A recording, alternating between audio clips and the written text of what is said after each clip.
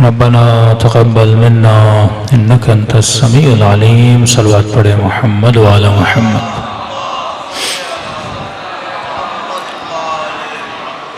औज़ु बिल्लाहि मिनश शैतानिर लईनिर रजीम। बिस्मिल्लाहिर रहमानिर रहीम। अल्हम्दुलिल्लाहि रब्बिल आलमीन। अस्सलातु वस्सलामु अला सय्यिदिल मुरसलीन व खातमिन नबिय्यीन अबिल क़ासिम मुस्तफ़ा मुहम्मद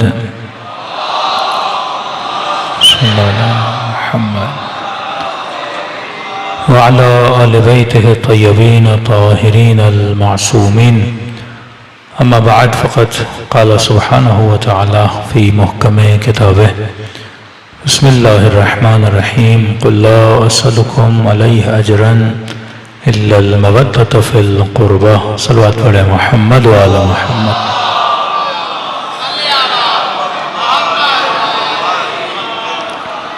दुआ है परवरदिगार आलम हम सब की इबादतों को अपनी बारगाह आली में कबूल फरमाए और जिस मकसद ज़िंदगी की खातिर अपने घरों में, इमाम बारगाहों में फ़र्श अज़ा को बिछाते हैं, खुदा उन मकासद में भी हम सबको कामयाबियाँ कामरानियाँ नसीब फरमा दें।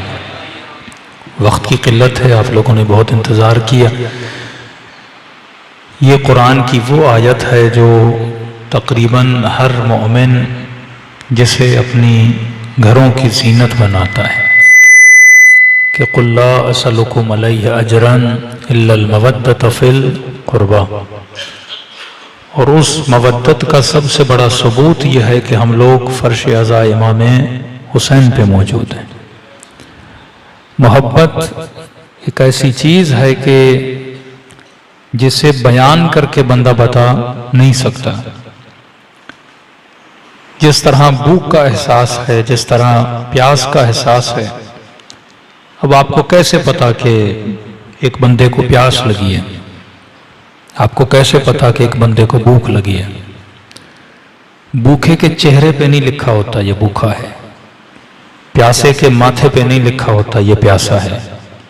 भूख फीलिंग्स का नाम है और फीलिंग जब तक बयान न की जाए तब तक पता नहीं लगता। दुनिया का खाना बताता है कि इंसान को भूख लगती है। आपके मोहल्ले के रेस्टोरेंट नानवा बताते हैं कि यहाँ पे लोगों को भूख लगती है, क्योंकि अगर भूख न होती पूरे कराची में कोई रेस्टोरेंट न होता। अगर भूख न होती पूरे कराची में कोई नानवा न होता। अगर प्यास न होती तो मिंबर के किनारे में गिलास न होता। अगर प्यास न होती तो मार्केटों में पानी न होता। तो एक चीज का होना बताता है कि इस इंसान को उसकी बड़ी जरूरत है। एक चीज का वजूद बताता है कि इंसान को भूख लगती है। डिमांड तभी बनती है, सेल तभी बढ़ती है जब उस चीज की डिमांड हो। कहते हैं ना, जरूरत ईजाद की माँ है। जरूरत हो तो ईजाद होती है। पाकिस्तान में शिया न होते तो इमाम बाड़ा न होता। इमाम बाड़े बताते हैं यहाँ हुसैन के चाहने वाले रहते हैं। जिंदाबाद जिंदाबाद मुर्दाबाद मुर्दाबाद। यार तो कई ऐसे एहसास होते हैं जो इंटरनल होते हैं। जब तक बंदा बोले नहीं मुझे भूख लगी, हमें पता नहीं लगता। जब तक मैं बोलूंगा नहीं मुझे प्यास लगी है, तब तक आपको पता नहीं लगेगा। हाँ, ये जरूर है कि प्यास जब अपनी शिद्दत को इख्तियार करती है तो फिर उसके असरात इंसान के होठों पे नमूदार होते हैं। भूख जब शिद्दत को इख्तियार कर जाती है फिर उसके असरात इंसान के वजूद पे मुरतब होते हैं। इसी तरह फरमाते हैं जैसे भूख है, जैसे प्यास है, इसी तरह दो जज्बे और भी हैं जिनका पता इंसान के चेहरे से नहीं लगता, जिनका पता इंसान की शक्ल से नहीं लगता। एक जज्बा है मोहब्बत का, दूसरा जज्बा है नफरत का। मोहब्बत भी आपके चेहरे से नहीं पता लगेगा कि बंदा मुझसे मोहब्बत करता है कि नहीं, वरना इतने चापलूस हैं सियासतदानों के तो सभी कहते हैं हमसे मोहब्बत करते हैं। रसूल ने क्यों फरमाया कि चापलूस बंदे से बचो? क्योंकि वो कहता कुछ है, दिल में होता कुछ है। इससे पता चलता है नबी के जमाने में चापलूस बड़े थे। हाँ। तभी खुदा ने पूरा सूरह मुनाफिकून उतार दिया, क्योंकि बंदे के चेहरे से, बंदे की बातों से नहीं पता लगता था कि ये रसूल के आशिक भी हैं कि नहीं, ये खुदा के आशिक भी हैं कि नहीं। क्योंकि मोहब्बत एक एहसास बातिनी है, एक एहसास ज़ाहिरी नहीं है। मोहब्बत एक एहसास क़ल्बी है, नफरत एक एहसास क़ल्बी है। अब मोहब्बत चेहरे पे नहीं होती, मोहब्बत दिल में होती है। नफरत चेहरे पे नहीं होती, नफरत दिल में होती है। अब जो चीज दिल की कुंजी में और तिजोरी में बंद है, उसे खोल के मैं देख नहीं सकता। आपको क्या पता कि मौलाना के दिल में किसकी कितनी मोहब्बत है? मुझे क्या पता कि आपके दिलों में किसकी कितनी मोहब्बत है? तो मोहब्बत एक एहसास बातिनी है। मोहब्बत का पता बड़ी आसानी से नहीं लगता। नफरत एक एहसास बातिनी है, नफरत का पता बड़ी आसानी से नहीं लगता। तभी रसूल ने फरमाया कि मोमिन और मुनाफिक की निशानी ये है कि अली का जिक्र करके देखो, अगर चेहरे पे मुस्कुराहट आ जाती है तो समझ जाना ये मोमिन का चेहरा है।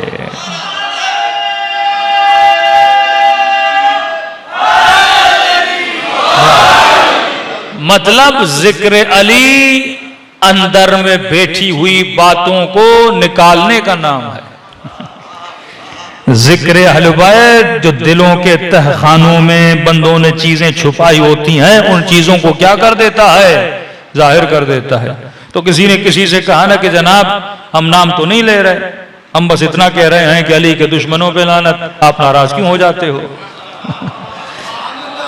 हम तो सिर्फ इतना कहते हैं कि सैयदा के कातिलों पे लानत, आप नाराज क्यों हो जाते हो? हम तो सिर्फ इतना कहते हैं कि हसन के दुश्मनों पे लानत, फिर आप नाराज क्यों हो जाते हो? कि आपकी नाराजगी बताती है कि दिल में कुछ है, जबान पे कुछ है। क्योंकि मोहब्बत एक एहसास बातिनी है, नफरत एक एहसास बातिनी है। उनको भी पता है कि आपके दिल में क्या है, और आपको भी पता है कि उनके दिलों में क्या है। ये मुनाफिकत है कि बंदा जाहिर नहीं कर पाता कि मेरे दिल में क्या है। तभी फरमाया कि ये एहसास बातिनी जो है, इस एहसास का पता जाहिर में चलता है। अब देखिए, ये जो इजहार मोहब्बत है, इस इजहार करने के दो तरीके हैं। एक मर्तबा आप अपने वालिद से बड़ा प्यार करते हो, आप अपने बेटे से बड़ा प्यार करते हो, शोहर जोजा से प्यार करता है। अब इस प्यार का एहसास का पता कैसे लगेगा? एक होता है फिजिकल पता, मसलन वालिद से बड़ा प्यार है। अब वालिद को कैसे पता चले कि बेटा मुझसे बड़ा प्यार करता है? 4 बेटे हैं, किस बेटे को मुझसे ज्यादा प्यार है? तो उस बेटे के फिजिकल एहसास से पता लगेगा कि वो बाप से कितना प्यार करता है। मसलन बाप के हाथों को बोसा देता है, बाप थका हुआ उसके टांगों को दबाता है, बाप को किसी चीज की जरूरत है डॉक्टर के पास ले जाता है, माँ का बड़ा ख्याल करता है। भाई भाई से प्यार करेगा तो कर्जमंद हो जाए उसकी मदद करेगा, तंगस हो जाए उसकी मदद करेगा, बीमार हो जाए उसको अपने घर में लाएगा, उसकी तीमारदारी करेगा। अब वो माली मदद भी है। अब कुछ भी नहीं है, बंदा किसी के दिल के दर्द को निकालने के लिए 1 घंटा अपना दे देगा कि भाई जाके इससे बातें करूं ताकि इसका मन बहला रहे। तो फिजिकल मोहब्बत का पता यह चलता है कि कोई आपकी खिदमत करे, कोई आपकी माली मदद करे, कोई आपको गले से लगाए, कोई आपके पांवों को दबाए, कोई इजहार मोहब्बत में आपके हाथ का बोसा ले ले, तो पता लगता है कि बंदा आपसे कितनी मोहब्बत करता है। तो एक मोहब्बत का इजहार यह है कि बंदा जाहिरी इजहार करता है। दूसरा इजहार यह है कि बाप दुनिया से चला गया, माँ दुनिया से चली गई, अब माँ तो नहीं है जाके पांव दबाओ, अब बाप तो नहीं है जाके पांव दबाओ, अब वालिद तो नहीं है जाके उसके हाथों को बोसा दोगे, अब वो तो है नहीं कि उसकी जाके खिदमत करो और तीमारदारी करो। तो दूसरा तरीका यह है, बाप फिजिकल मौजूद नहीं है, अब बंदा मसलन उस इजहार मोहब्बत के लिए क्या करता है? हफ्ते में 1 बार वालिद की कब्र पे चला जाएगा, हफ्ते में 1 बार वालिद के लिए 2 रकअत नमाज पढ़ लेगा, उसकी कज़ा नमाजों को बजा लाएगा, वालिद के लिए मजलिस तरहीम को रख देगा, मौलाना को चिट्ठी देगा वालिद के लिए फातिहा करवा दे। अब ये इसकी पाबंदी बताती है कि इसको बाप से बड़ा प्यार है, बाप की तरोतमीज कब्र बना देगा। अब लोग देखेंगे हर हफ्ता कब्र पे आने वाला, बाप की कब्र पे बैठने वाला, बाप के लिए फातिहा पढ़ने वाला, वालिद के लिए मजलिस करवाने वाला। अब ये फिजिकल कनेक्शन नहीं है, इसकी मोहब्बत बता रही है कि ये बाप से कैसे मोहब्बत करता है। तो अहले बैत के साथ भी ताल्लुक 2 तरह के बनते हैं। एक ताल्लुक फिजिकल बनता है, अगर अली मौजूद हो तो सलमान की तरह अली के हाथों का बोसा अदा कर देंगे, अगर अली मौजूद हो तो अली के घर की चौखट को झाड़ू जाकर देंगे, अगर अली मौजूद हो तो फिजा की तरह सैयदा की मदद करते हुए नजर आएंगे, अगर अली मौजूद हो तो कंबर की तरह अली के दर की नौकरी करते हुए नजर आएंगे, मीस में तमार की तरह अली की खिदमत करते हुए नजर आएंगे। लेकिन सवाल यह है कि अगर अली मुझे नजर न आए, आज भाई मैंने इज़हार मोहब्बत करना है, कहां जाऊं मौला के पांव दबाने, कहां जाऊं अली के चेहरे का बोसा लेने, कहां जाऊं अली के सीने से अपना सीना लगाने, कहां जाऊं अली के कदमों में अपने सर को गिराने के लिए। अब मौला तो जाहिरन मेरे सामने नहीं है, तो दूसरा इजहार यह है, अनफिजिकल मोहब्बत का इजहार यह है कि मौला आप नहीं हो तो क्या हुआ, हर वो महफिल जहां आपका जिक्र होगा वहां बैठ के आपका जिक्र सुनूंगा।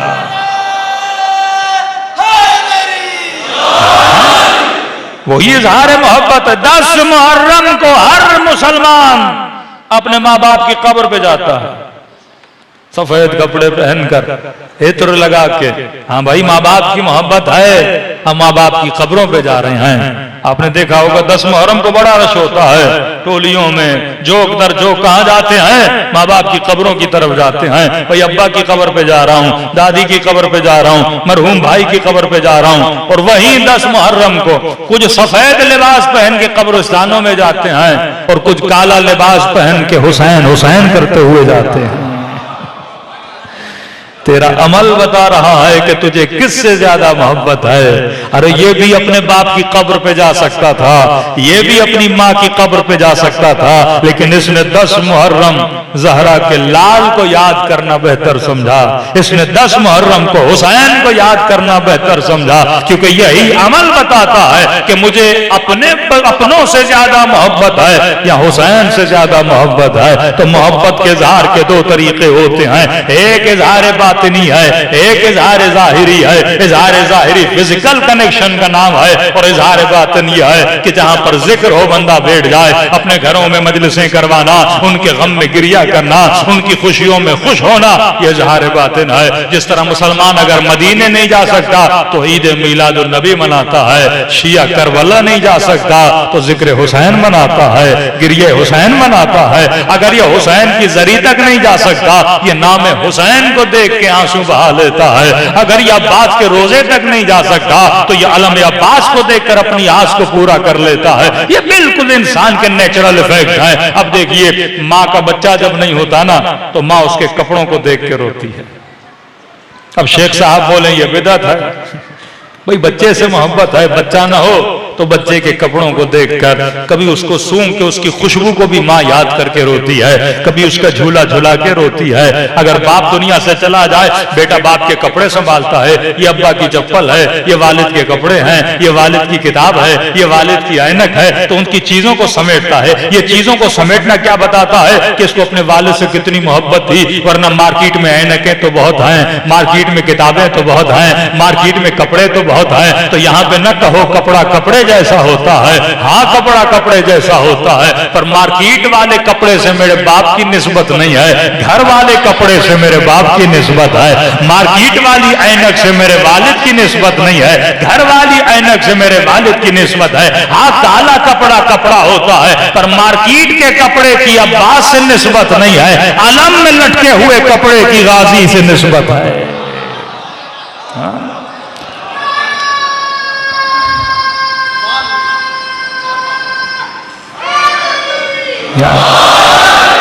ये सारा फितरत का निजाम है।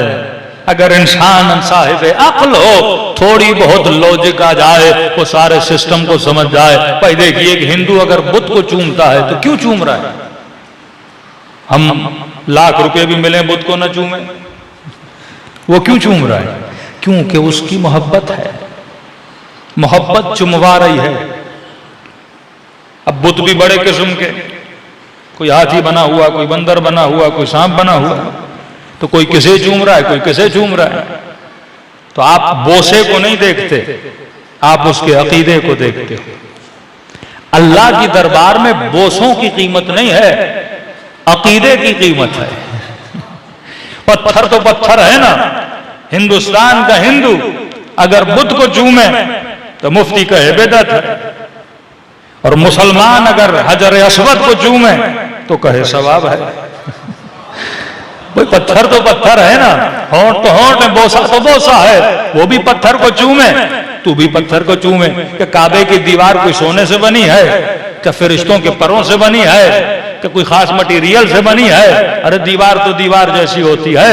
लेकिन यहाँ ये दौड़ता है तो हिंदू यही बोलते हैं ना कि तू पत्थर को चूमे तो गुनाह नहीं, हम पत्थर को चूमे तो बेदत है, तू हजर अस्वद को चूमे तो कुछ नहीं, हम अपने हजर को चूमे तो बेदत है। तो हजर हजर होता है। सवाल यह है कि हजर की निस्बत किससे है? अगर निस्बत सही है तो पत्थर सही है, अगर निस्बत बुरी है तो पत्थर बुरा है। तो यहां बात है मोहब्बत की। मोहब्बत या नजिस होती है, मोहब्बत या पाक होती है। मोहब्बत अगर पाक हो गई तो जज्बा पाक है, मोहब्बत अगर नजिस हो गई तो जज्बा नजिस है। तभी अहले बैत फरमाते आए, शियो अपनी दिलों को नजिस मोहब्बतों से बचाया करो।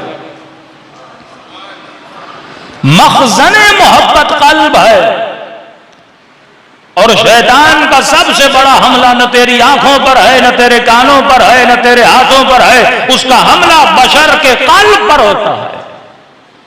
आज झगड़ा क्या है मुसलमानों का?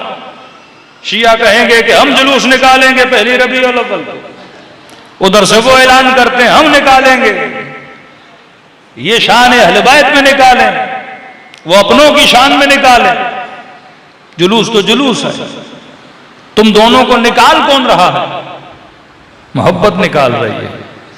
किसी को हुसैन की मोहब्बत रोड पे लाती है, किसी को यजीद की मोहब्बत रोड पे लाती है। भाई तलवार तो तलवार है, एक चलाए तो कुल्ले कुफ्र बने। अली चलाए तो कुल्ले ईमान बने। खुदाया तलवार तो तलवार है ना। खुदा कह रहा है मैं तलवार को नहीं देख रहा, मैं दिलों को देख रहा हूं। अली के दिल में मेरा इश्क है, उसके दिल में कुफ्र का इश्क है। तो असल ये कल्ब है कि तुमने कल्ब को किसकी मोहब्बत से भरा है। अल्लाह न लिबास को देखता है, न अमल को देखता है, न चलन को देखता है, वो तेरे कल्ब को देखता है। क्योंकि कल्ब है जो पूरे बदन पे हुकूमत करता है, ये कल्ब है जो तुझे चलाता है, ये कल्ब है जो तुझे अरबाईन हुसैन पे लेके जाता है, ये कल्ब है जो तुझे जुलूसों में लाता है, ये कल्ब है जो तुझे फर्श अज़ाए हुसैन पे बिठा देता है। और ये दिल है बड़ा जालिम, है बड़ा खतरनाक।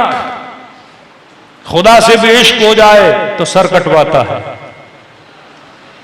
बशर से भी इश्क हो तो मरवाता है।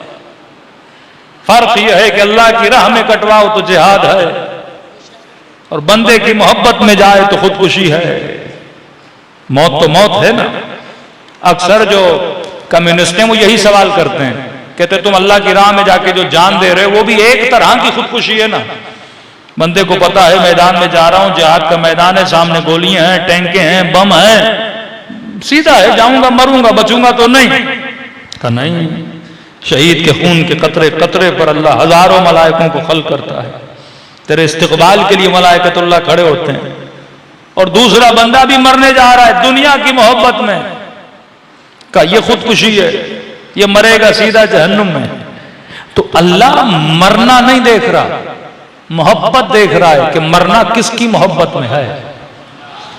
कमन माता अला हुब्बे आले मोहम्मद माता शहीदा, जो इनकी मोहब्बत में मर जाए वो शहीद होके मर गया। ये सारा चक्कर मोहब्बत का है। ये शिया सुन्नी की तकसीम क्यों बनी? मोहब्बत। अली से मोहब्बत बढ़ी तो बंदा शिया बना, खलीफे से मोहब्बत बनी तो बंदा सुन्नी बना। मोहब्बत ही तो है ना। आप कहते हो अली पहले पे, वो कहते फलां पहले पे, ये चक्कर सारा मोहब्बत का है। तो ये जो बिल बनाए जा रहे हैं तो इनको ये सोचना चाहिए कि बिल बनाने से तुम किसी की मोहब्बत तो नहीं निकाल सकते ना। जबानों को रोकोगे, जबान से क्या है? असल तो दिल है ना। न दुनिया का कोई डॉक्टर है, न दुनिया की कोई एजेंसी है जो दिलों से मोहब्बत निकाले। 11 महीने से कोशिश हो रही है कि बंदे की मोहब्बत लोगों के दिलों से निकाल ली जाए। सारा जोर लगा चुके हैं। जीबी के इलेक्शन ने बताया कि नहीं, मोहब्बत निकालना बड़ा मुश्किल है। जब तू एक आम बंदे की मोहब्बत किसी के दिल से नहीं निकाल सकता, तो शिया के दिल से अली की मोहब्बत को तू कैसे निकाल सकता है?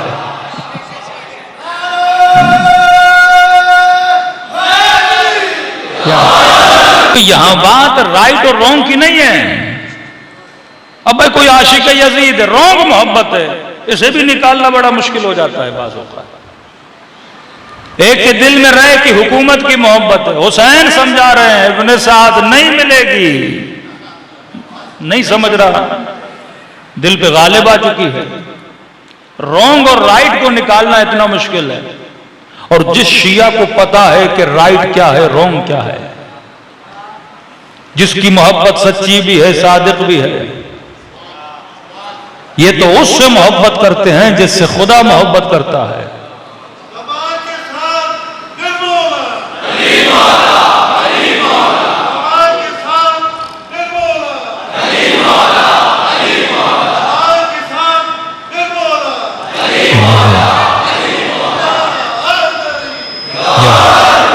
तो सच्ची मोहब्बत रासिख होती है।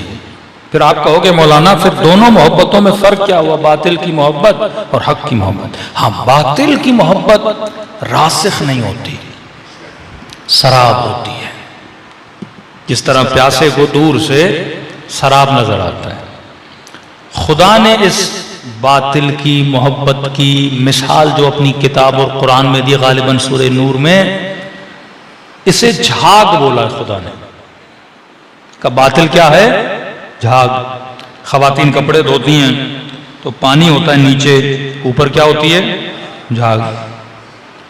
झाग होती ज्यादा है, पानी को छुपा लेती है, और जब निगाह झाग पे पड़ती है तो पानी नजर नहीं आता।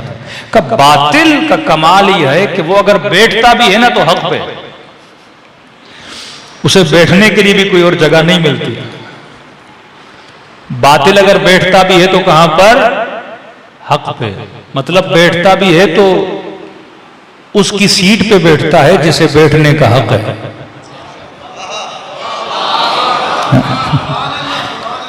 झाग कहां बैठती है? पानी पर। जिस तरह कराची वालों को अगर गुमराह करना भी हो तो बातिल लोगों को मिंबर पर बिठाया जाता है, उसके लिए कोई नई कुर्सी नहीं बनाई जाती। वो कहते इधर बैठाओगे तो लोगों को गुमराह कर सकेगा। तो झाग हमेशा पानी पे बैठती है, लेकिन खुदा कहता है झाग कब तक बैठेगी? झाग कब? अल्लाह खुद कहता है झाग कब तक बैठेगी? एक न एक दिन झाग ने तो चले जाना है, लेकिन पानी तो कभी नहीं जाता। और जब झाग चली जाती है तो पानी खुद को जाहिर कर लेता है। कद दुनिया की झाग ने कितना भी मिंबरे रसूल को बैठना है बैठे, एक दिन तो मेहदी ने तो आना है।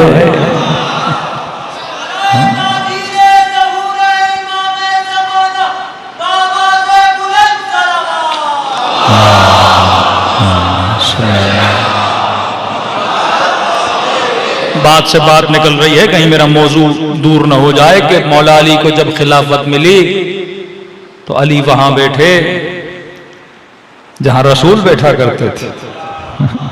मिंबर तो मिंबर थे, नीचे चमगोइयां शुरू हो गई कि क्योंकि पहले आए तो पहले जीने पे, दूसरे आए दूसरे जीने पे, तीसरे आए तीसरे जीने पे, और अली जाके चौथे जीने पे बैठे।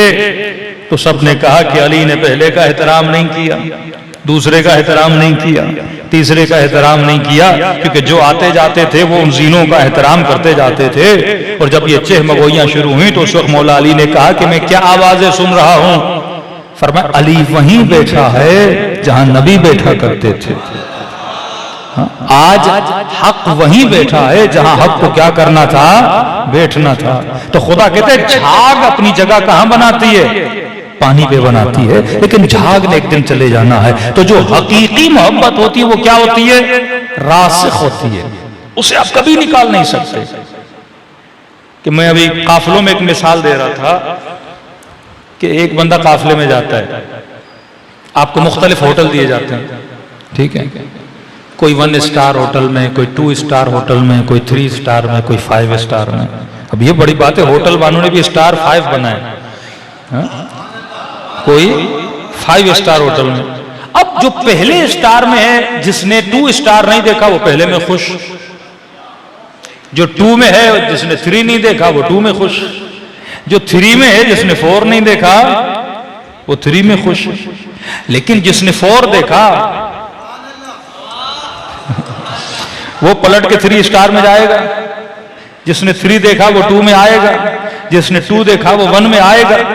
ये फितरत इंसान है। जब इंसान को आला मिलता है वो अदना की तरफ नहीं जाता, जब इंसान को बेहतर से बेहतर मिलता है वो कमतर की तरफ नहीं जाता।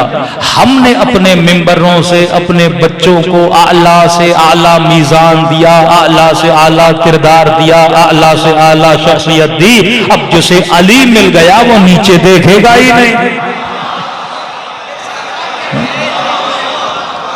तभी हमें कहीं पे भी न डरने की जरूरत है, न हम डरते हैं, न हमें खौफ है। हमने अपने बच्चे को अली देकर, अहले बैत देकर, आला मिसाले, आला अक़दार देकर इसे छोड़ दिया मुआशरे में। अब ये बच्चा ऑस्ट्रेलिया जाए, ये बच्चा कनाडा जाए, ये बच्चा कराची की किसी यूनिवर्सिटी में जाए, हाँ किसी अखलाकी एतबार से शायद गिरावट का शिकार हो जाए, वो एक तरबियती मसला है, लेकिन अकीदती एतबार से जैसे हमने अली जैसा इमाम दे दिया, अब हमें डरने की जरूरत नहीं है कि अगला बंदा इसे अली छुड़वा देगा, अगला बंदा इसे अली छीन लेगा। ये उनका भी कहना है कि जो एक मर्तबा शिया बन जाता है फिर वो शियत को छोड़ने के लिए तैयार नहीं होता। वो अपने बच्चों को डराते हैं, भरते हैं, शिया से न मिलना, शिया खटमल होते हैं, हाँ इनकी मजलिसों में न जाना। भाई क्यों, तुझे कौन सा खौफ है? नहीं नहीं, जो इनसे एक बार मिल जाए वो इन जैसा बन जाता है। मसला इन जैसे बनने का नहीं है, मसला लॉजिक का है। क्योंकि हमने बरमला अपने बच्चों को बोल भी दिया, सिखा भी दिया, इजाजत भी दे दी कि मेरे लाल अगर कोई तुम्हें कल बोल भी दे कि अली को छोड़ दो, तुझे डरने की जरूरत नहीं है, तुम बरमला बोलना ठीक है, क़िबला आपके कहने पे मैं अली को छोड़ रहा हूं। छोड़ने से कोई डर न रखना, बोलना ठीक है मैंने आज अली को छोड़ दिया, लेकिन उसे इतना कहना अली को छुड़वा तो रहे हो, लेकिन कोई ऐसा भी तो दो जो अली जैसा हो। एक सिंपल सी बात है, एक बंदा बोले आपका बच्चा इस स्कूल में पढ़ रहा है, स्कूल से निकाल दो। अब ठीक है, अच्छा स्कूल तो बताओ, यहां से निकाल के कहां डालूं इस बच्चे को? उस स्कूल में जहां 80% बच्चे फेल होते हैं, उनके यहां भेजूं जिनको अपनी जन्नत की गारंटी नहीं। मैंने तो इसे अली दिया जो कसीम नारे वल जन्नत है, मैंने तो इसे हसन हुसैन दिए जो सैयदा शबाब अहले जन्नत है। तो जब आप असली माल दो ना तो फिर बंदा नकल के पीछे नहीं जाता। ये खूबी है इस मकतब की, क्योंकि खुदा ने आपको वो दिया, असल दिया है आपको। जिसे मोहम्मद मिल जाए फिर वो अबू जहल के पास नहीं जाता, जिसे मोहम्मद मिल जाए फिर वो सामरी के पीछे नहीं जाता। हाँ, जो शिनास बंदा हो ना फिर वो हारून को नहीं छोड़ते, जो शिनास हो फिर वो रसूल को नहीं छोड़ता। तो असल जो मादन है वो आपका कल्ब है। दुश्मन जो अटैक करता है वो इंसान के कल्ब पे करता है। मजलिस इमाम हुसैन का काम है ततहीर कुलूब, दिलों की पाकीज़गी। दिल अगर पाक हो गया बंदे का बदन पाक है, दिल अगर पाक हो गया तो बंदे का अमल पाक है। देखो होता क्या है, इब्ने साद के दिल को रे की हुकूमत ने भरा हुआ था। क्या बना? कातिले हुसैन। वक्त कम है। इमाम हसन एक जगह से गुजर रहे थे, क्या देखा? एक मौला का चाहने वाला। अब होता यह था कि मोहब्बत तो करते थे लोग इमाम हसन से। मैसम है, कंबर है, सलमान है, अबूजर है, मालिक है, शहर भरा हुआ था अकीदतमंदों का, मोहब्बत करने वालों का। आज भी यही आपका भाई बोलता है भाई आपसे बड़ी मोहब्बत है, लेकिन कहीं ना कहीं पैसे का मामला आता है, डंडी मार देता है। होता है ना? कहता ऐसा नहीं कुछ आपसे मोहब्बत है, पैसे से ज्यादा है, डंडी मार लेते हैं। मौलाना आपसे बड़ी अकीदत है। पहले तो लोग दूसरों को चूना लगाते थे, इस 40 में हमें चूना लग गया कि मौलाना भाई का मसला है, ज़ियारत पे जाना है, और उन्होंने मौलवी साहब को भी नहीं छोड़ा। अब मैंने कहा ये लोग चोरियां करके इमाम हुसैन की ज़ियारत पे जा रहे हैं, ये बंदा शिनास नहीं है, क्योंकि दिल में हुसैन की मोहब्बत है। ये नहीं कि नहीं, अगर नहीं होती इतना झूठ न बोलता, चोरी न करता, जा रहा है करबला, मोहब्बत हुसैन है, लेकिन फिर माल की मोहब्बत ज्यादा हो गई। ये टकराव होता है। मासूम फरमाते बसन ये गिलास है कल्ब, अब फरमाते इसमें पाक पानी डाल, नजिस डालेगा वो पाक को भी क्या कर देगा, नजिस कर देगा। अगर हुसैन की मोहब्बत तुमने अपने दिल के गिलास में डाली है, इसमें शिर की मोहब्बत को न डाला। अगर हुसैन की मोहब्बत इस गिलास में डाली है, माल की मोहब्बत इसमें न डाल। अगर हुसैन की मोहब्बत डाली है, फिर शहवत की मोहब्बत इतनी नहीं होनी चाहिए। हाँ, वो सारी मोहब्बतें, माल हो, शहवत हो, शिकम हो, गाड़ी है, घर है, औलाद है, वो सारी मोहब्बतें इस साये की मोहब्बत में होनी चाहिए। ऐसा नहीं कि जनाब हुजूर को अपने बेटों से मोहब्बत नहीं थी पर अली से ज्यादा थी। ऐसा नहीं कि मैसम तम्मार को बदन से मोहब्बत नहीं थी पर अली से ज्यादा थी। तो कल्ब को पाक बना, तेरा अमल क्या हो जाएगा, पाक हो जाएगा। कल्ब मखजन अमल है। मौला हसन गुजर रहे थे, आशिक इमाम हसन, क्या देखा इमाम ने, एक खराबा, रात का अंधेरा, सामने दीवार, इसके हाथ में तीर कमान, आसमान को देख रहा है, तीर को देख रहा है, तीर को खींचा हुआ है और दीवार पे लगाना चाहिए। अब आपको ये सब बंदा देंगे रात के अंधेरे में दीवारों पे तीर लगा रहा, तो आप कहोगे मेंटल आदमी है कि रात को दीवारों को तीर लगा रहा है। इमाम हसन ने देखा, इसने तीर कमान में डाला और खींच के तीर को जब कमान से निकालना चाहता था, हसन इब्ने अली ने पीछे से इसके बाजुओं को पकड़ लिया। ऐसे पकड़ते थे अपने शियों को।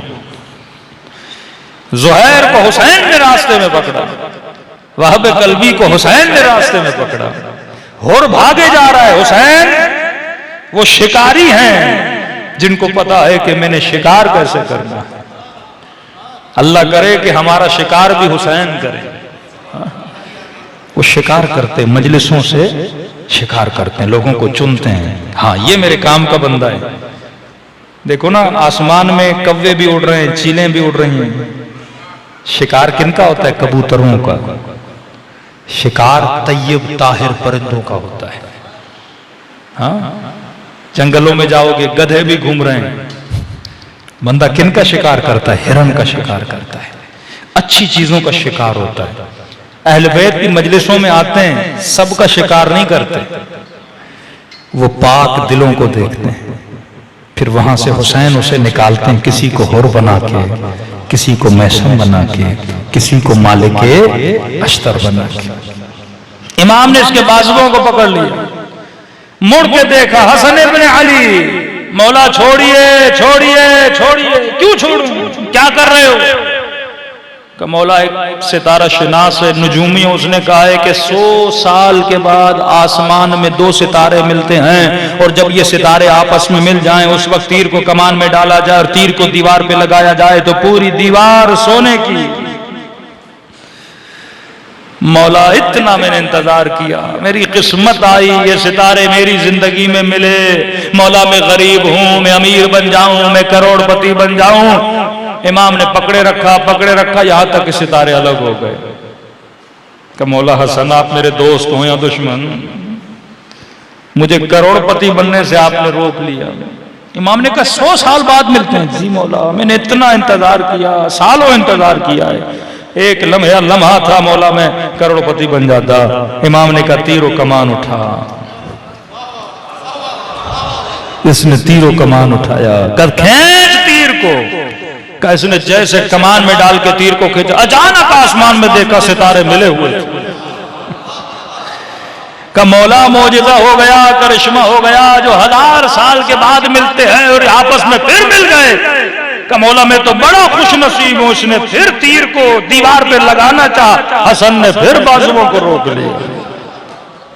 मौला क्या कर रहे हैं, मुझे करोड़पति अरबपति बनने से रोक रहे हैं, ये तो मौजज़ा हो गया, सितारे मिले और जैसे मौला ने रोका ना सितारे फिर जुदा हो गए। रोने लगा, मौला मैं गरीब हूं, क्या कर रहे हैं। इमाम ने कहा फिर तीरों कमान उठा, फिर कहा कि तीर को खींचना शुरू कर। कहा अब जैसे खींचा फिर देखा सितारे मिल गए। कहा मौला ये तो तीसरी मर्तबा मौजज़ा हुआ। हसन ने फिर इसके बाजुओं को पकड़ लिया। परेशान हुआ, मौला अब कर क्या रहे हैं। इमाम ने कहा फिर तीरों कमान उठा। हसन से कुछ समझाना चाह रहे हैं, ये बंदे खुदा समझ नहीं पा रहा। कहता जब चौथी मर्तबा तीरों कमान उठाया और इमाम ने कहा खींच, का जैसे हसन कहते थे ना खींच, वैसे सितारे मिलना शुरू हो जाते थे। का ये कोई मौजज़ा नहीं था, ये हसन के कहने पे सितारे मिल रहे थे। अब कहता मामला में समझ गया। अब मैंने कहा मौला आप जैसे कहते हैं ना खींचो, सितारे मिलना शुरू हो जाते हैं। मौला ये तो मौजज़ा हो गया। अब मैंने तीर छोड़ना चाहा, हसन ने फिर बाजू पकड़ लिए। पांचवी मर्तबा कहा तीरों कमान उठा। कहता अब इमाम ने कहा ना खींच। कहता अब खींच रहा था, सितारों को देख रहा था, खींच रहा था, सितारों को देख रहा था। अब हसन तो कह रहे थे खींच, लेकिन सितारे मिल नहीं रहे थे। मैंने पूरा तीर को खींच दिया। मैंने कहा मौला अब नहीं होने वाला, ये बार बार नहीं होता। 3 बार हुआ। मौला मैंने देखा आप कहते थे खींच, सितारे मिल जाते थे। इमाम ने कहा सितारों को छोड़, तो तीर को कमान से रिहा कर। का सितारों को छोड़ दे, तो तीर को कमान से। कहा मौला वो नहीं मिलेगी, सोने की कैसे बनेगी। कहा मैं कहता हूं ना तीर को छोड़। का जैसे तीर कमान से निकला और दीवार पे लगा, दीवार सोने की बन गई। का हम सोना बनाने के लिए सितारों के मोहताज नहीं है। का हम जब कहें कायनात को सोना बना दें। अल्लाहुम्मा सल्ली अला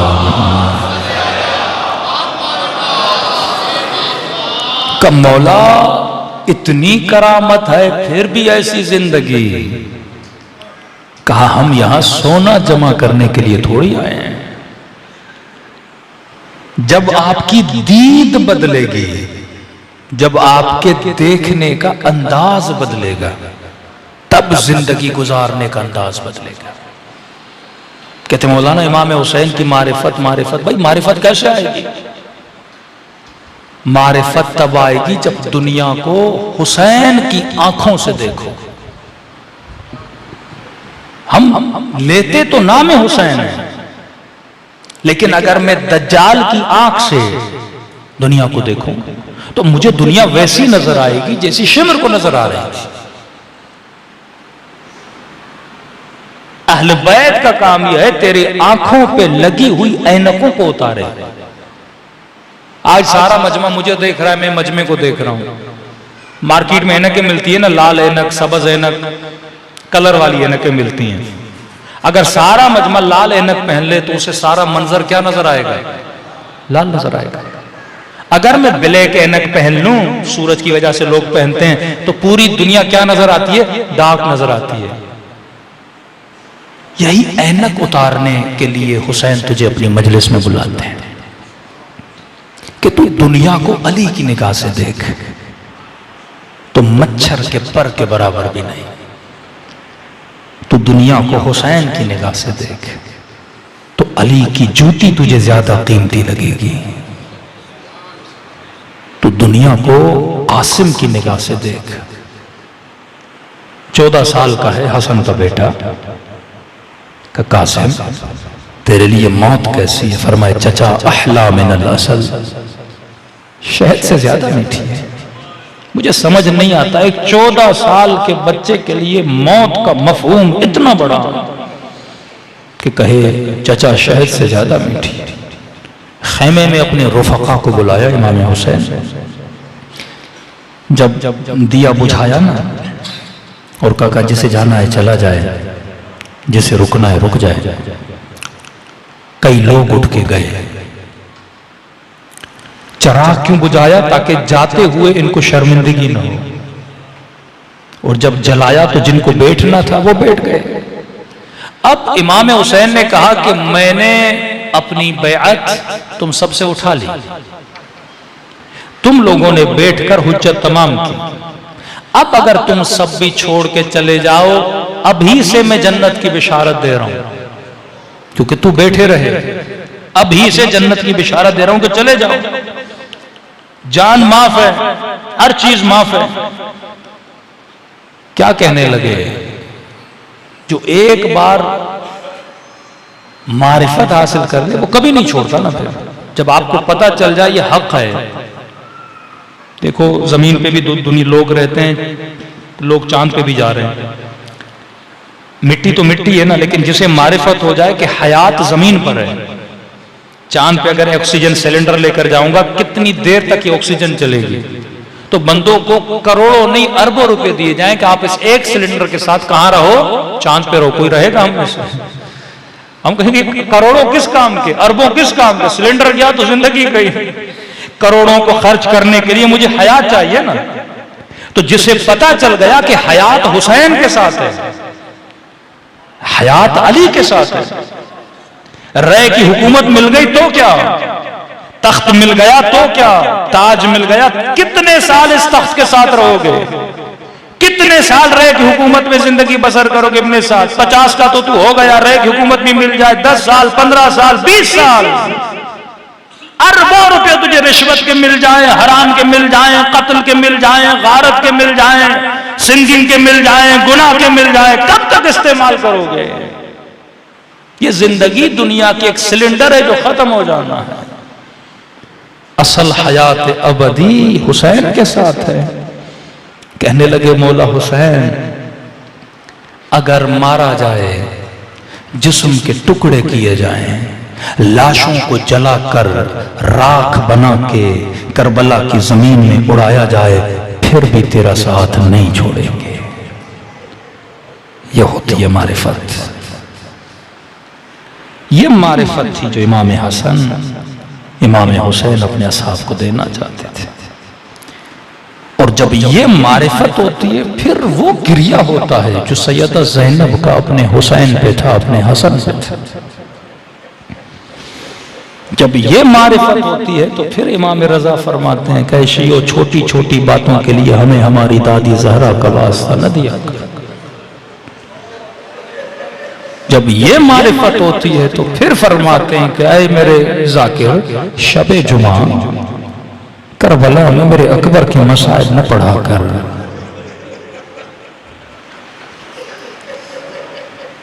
कई लोग ऐसे सवाल आके करते हैं, शायद सुनने वाले को लगे कि इसमें तौहीन है।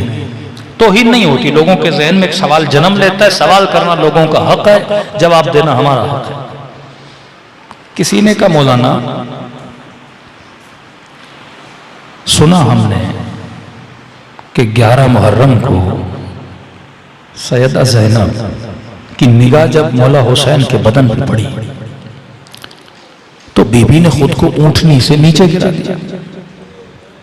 मैंने कहा जी, कहा मुझे नहीं लगता बीबी ने ऐसा किया होगा। मैंने कहा क्यों? कहा हमारे पारा चनार में 2006-07 में हमारे जवानों को काट काट के प्लास्टिक की शोपरों में डाल के बहनों और माओं की तरफ भेजा गया था। जिससे दरख्त काटते हैं ना, का टांगे काटी, आजा काटे। का हमारी माओं ने भी ऐसा नहीं किया। का सैयदा ज़ैनब का ये रिएक्शन सब्र के खिलाफ है। अली की बेटी, फातिमा तो ज़हरा की बेटी, वो भाई के लाशे को देख के इतना सख्त रिएक्शन दे। देखो, मातम करना, गिरिया करना, सर पीटना कहते ये समझ आता है, लेकिन ऊंट की ऊंचाई से बंधे हुए हाथों के साथ खुद को नीचे गिराना, मैंने कहा आप सही कह रहे हैं। ये बीबी ज़ैनब की शख्सियत और शान से ये बात मिलती नहीं है। लेकिन मैंने कहा गलती कर रहे हो। का कौन सी? मैंने कहा निगाह में गलती कर रहे हो। का क्या मतलब? मैंने कहा वो जो पारा चनार में एक बहन के भाई का लाशा आया था ना, मैंने कहा वो भाई था। ज़ैनब भाई को देखकर नहीं गिर रही, भाई के लाशे को देखकर बीबी का ये रिएक्शन देना नहीं बनता। सही कह रहे हो। मैंने कहा ज़ैनब अपने इमाम ज़माना को देखकर, एक हिंदू भी जनाब अली असगर पे रोता है, लेकिन हिंदू को पता नहीं कि असगर क्या है। लेकिन जब एक शिया रोता है ना, वो शिया एक बच्चे पे नहीं रो रहा, शिया ये देख रहा है ये हुसैन का बेटा है। इमाम ज़माना के बदन पे घोड़े दौड़ाए जाएं, ये मुसीबत कुबरा है ज़ैनब के लिए। तेरे मोहल्ले की मस्जिद टूटे ये भी मुसीबत है, लेकिन खाने खुदा की दीवार को गिराया जाए ये मुसीबत कुबरा है। ये हुसैन है, हुसैन। हर किसी के जनाजे पे तीर चले समझ आती है, लेकिन ज़हरा के लाल हसन के बदन पे तीर फेंके जाएं ये मुसीबत कुबरा है। कि कहा कि शिमर हर गुनाह की माफी है, हुसैन के कत्ल की माफी नहीं है। ज़िबाह करना इमाम के गला इसकी गुनाह की माफी नहीं है। वक्त है, मुझसे दूर खड़ा हो जा, बदन से इतना खून बह रहा है शिमर, मेरी रूह खुद परवाज कर जाएगी, लेकिन अपने हाथों को मेरे कत्ल से रंगीन न कर। ये गुनाह कबीरा है, न समझा। इस गुनाह से रोकने के लिए हुसैन ने तहद्दे आखिर कोशिश की कि ये इस गुनाह में न मुब्तला हो। कहते आखिर में इसने हुसैन के गले पे छुरी चलाई। फरमाते हैं फिर इमाम हुसैन ने एक मोजज़ा दिखलाया। जब छुरी चला रहा था, गले हुसैन को छुरी काट नहीं रही थी। इस लई ने कहा हुसैन ये गला कटता क्यों नहीं? का शिमर ये वो जगह है जहां अम्मा ज़हरा बोसा दिया करती थी, ये वो जगह है जहां रसूल बोसा दिया करते थे। मैंने कहीं पे पढ़ा, इमाम हुसैन ने मोजज़ा दिखलाया कि ये वो जगह है जहां अम्मा ज़हरा बोसा देती थी।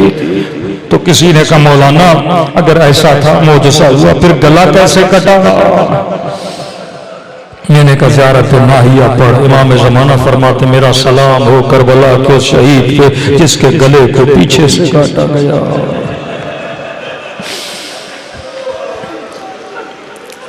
दिलों को करबला ले जाए।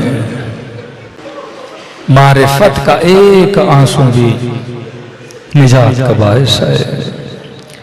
फरमाया खुलूस से दिल से मुझ हुसैन को सलाम करो, खुदा तुझे ज़ियारत हुसैन का सवाब देगा। कब मौला कैसे सलाम करूं? का जब सलाम करो अगर न चाहते हुए तेरी आंखों से आंसू निकल आए, ये मत समझना ये तेरे आंसू में हुसैन ने तुझे तेरे सलाम का जवाब दिया। अस्सलाम अला हुसैन अला अली अब्ना हुसैन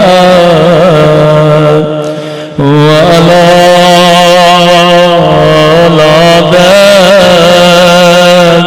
हुसैन अला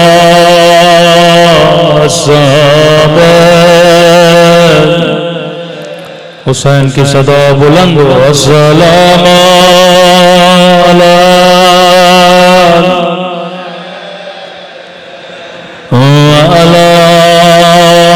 अली अब्ना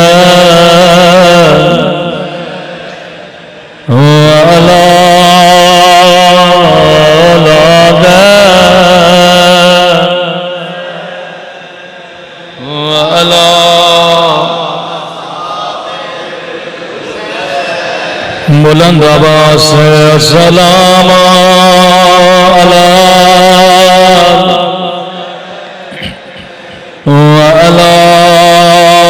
अली अब्ना अला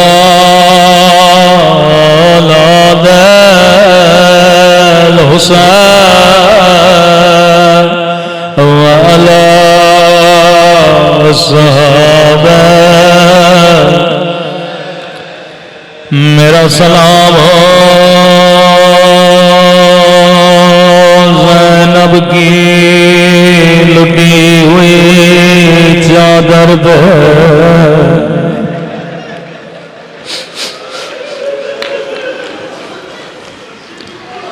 मेरा सलाम हो बचपन में झुकी हुई कमर पे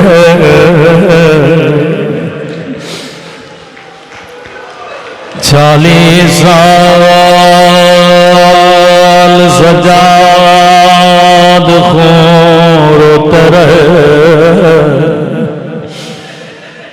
किस बात पर रोते रहे? जिस बचपन में बच्चियां खिलौनों के साथ खेला करती हैं। मैंने किसी बाप से कहा, मैंने कहा जब तेरी बच्ची रोती है तुम बच्ची को कैसे बहलाते हो? कहने लगा मौलाना बच्ची को गुड़िया देता हूँ ताकि रात को गुड़िया के साथ सो जाए। बच्ची खेल खेल के सो जाती है। मैंने कहा पता है शिमर ने बच्ची को कैसे सुलाया? तू अपनी बच्ची को खिलौना देता है, लेकिन इमाम ज़ैनुल आबिदीन फरमाते जब सकीना रोती थी जालिम बाबा का कटा हुआ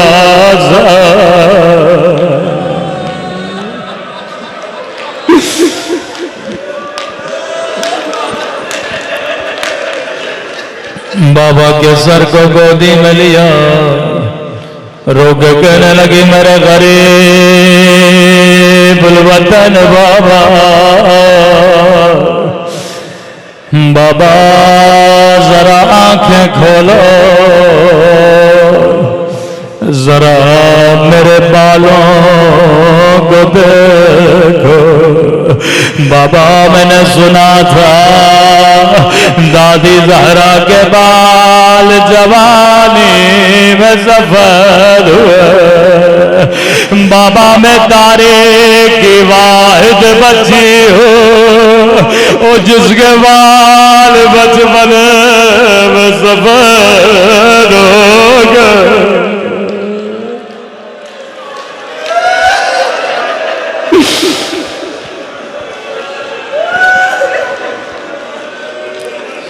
लेकिन बड़ा फर्क है ज़ैनुल आबिदीन की मुसीबत में और इमाम हसन की मुसीबत में। सज्जाद ने जवानी में एक बच्ची की टूटी हुई कमर देखी, हसन ने बचपने में जवामा की टूटी हुई बसलियां देखी।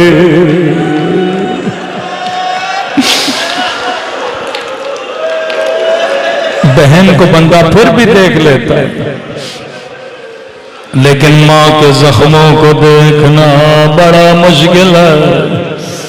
फरमाया ऐसा कह तू मेरे शियों को मेरी असली मुसीबत क्यों नहीं सुनाता? जाकिर ने कहा मौला हसन मैं आपके सारे मसाइब पढ़ता हूँ, आपको जहर मिला, जिगर के टुकड़े तश्र में आ गए। मौला हसन मैंने ये पढ़ा बचपन में आपका बच्चा यतीम हुआ। मौला मैंने शियों को बताया वाहिद इमाम है जिसको 2 मरतबा कफन दिया गया। कहने लगे आए मेरे ज़ाकिर ये मेरे मसाइब है, लेकिन मेरे असल मसाइब नहीं है। हाथों को जोड़ा, मौला आप खुद बताइए आपके असल मसाइब क्या है। रोके कहने लगे मेरे असल मसाइब मदीने की गली में है। एक बंद गली थे, मेरी अम्मा लहरा खड़े थे और किसी जालिम ने मेरी अम्मा को तमाचा मारा।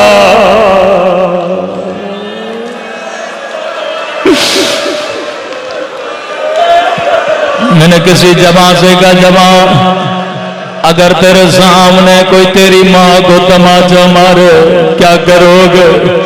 रोके कहने लगा मौलाना अल्लाह मौत पर ये मंजर कभी न दिखाए। बेटे कभी बर्दाश्त नहीं करते, चाहे बाप भी माँ को तमाचा मारे। अल्लाह जाने हसन ने कैसे बर्दाश्त किया। रोके कहने लगे मैं और हुसैन छोटे थे, मैं फरियादें कर रहा था कोई मेरी अम्मा को बचा ले।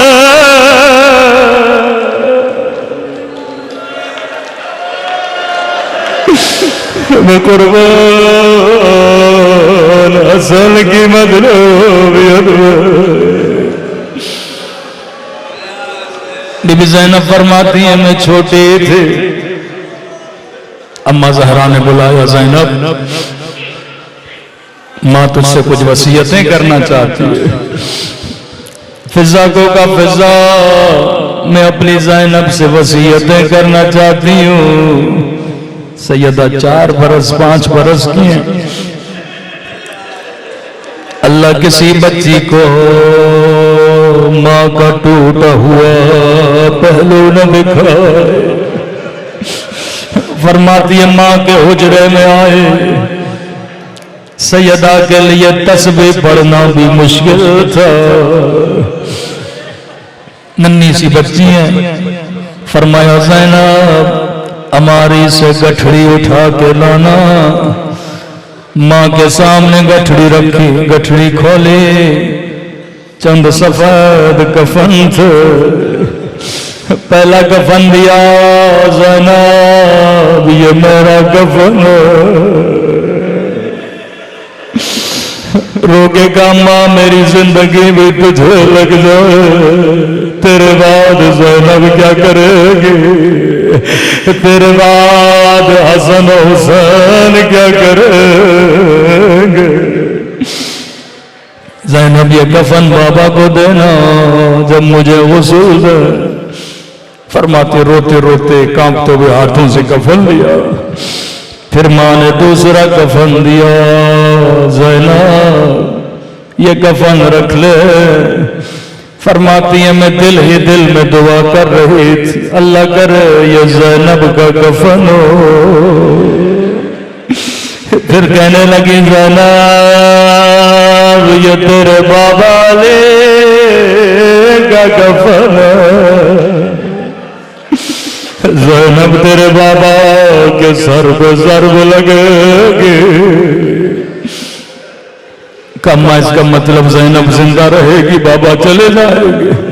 हाँ ज़ैनब तूने बड़े बड़े मनाज़िल तय करने हैं। दूसरा कफन लिया।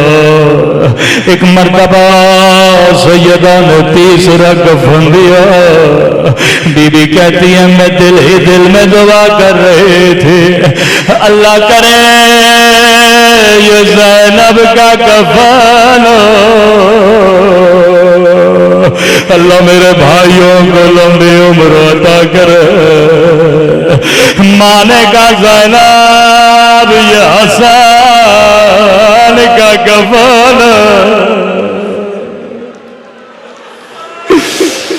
मैंने कहा मैं इस वक्त मेरा हसन भी जिंदा न रहेगा। नहीं मेरी ज़ैनब, हसन भी चले जाएंगे। रोती हुई आंखों से ज़ैनब ने कफन लिया। फरमाती हैं अब जो गठड़ी देखी एक कफन बाकी था। फरमाती हैं दिल ही दिल में दुआ करते रहे, अल्लाह करे ये ज़ैनब का कफन बहन भाइयों से बड़ा प्यार करती है, अल्लाह करे ये मेरे हुसैन का कफन न हो।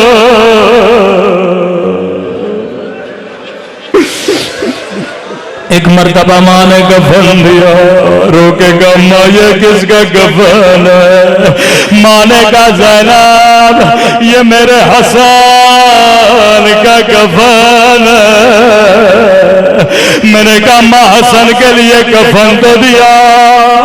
माँ ने कहा ज़ैनब मेरे हसन के जनाजे पे तीर बरसाए जाएंगे, मेरे हसन के जनाजे से तीर निकालना, माँ का दूसरा कफन पहनाना।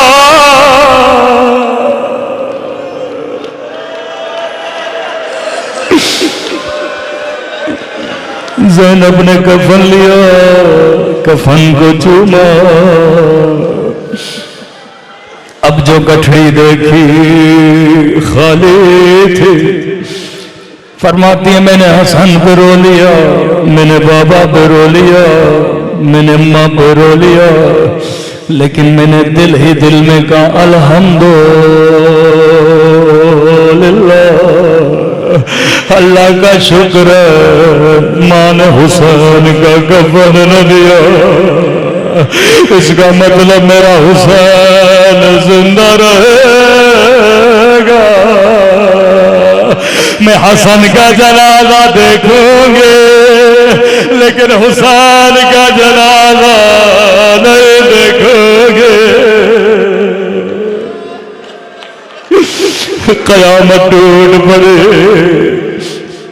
एक मर्तबा का ज़ैनब हमारी से सफेद कुर्ता लाना, जैसे कुर्ता लिया, अम्मा ये किसका कुर्ता है? रोकेगा ज़ैनब ये मेरे हुसैन का कुर्ता है। मैंने कहा अम्मा क्या मेरे हुसैन के लिए कफन नहीं दोगे? रोकेगा ज़ैनब 3 दिन का प्यासा सरजमीन करबला पे बदन पे घोड़े दौड़ जाएंगे, मेरा हुसैन बेकफन।